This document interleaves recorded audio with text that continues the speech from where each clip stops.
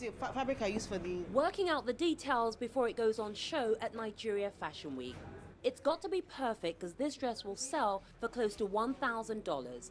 The price reflects the high costs of high fashion in Nigeria. The silk, cotton and thread, in fact everything involved in this creation, is imported.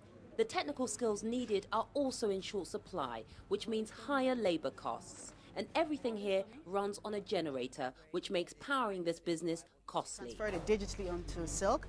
And, despite the obstacles, African design is making its mark. It's always called ethnic or tribal, never African, just ethnic, tribal or safari. But this time it's slowly, because of how loud African designers' voices are becoming, it's becoming, they're starting to say African.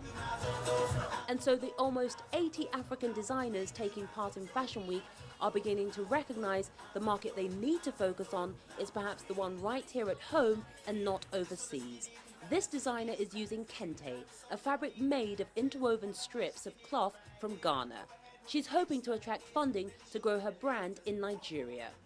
But the market for high-end African fashion is minuscule. Most of the designs on show here cost hundreds of dollars each, which means the designers can't sell enough to make the profits to help their businesses grow.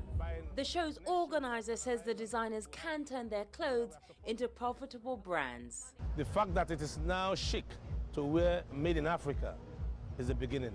So we don't have to import foreign brands.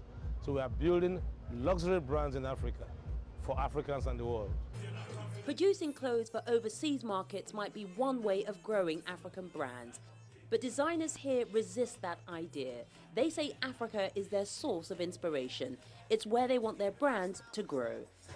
Yvonne Ndege, Jazeera, Lagos, Nigeria.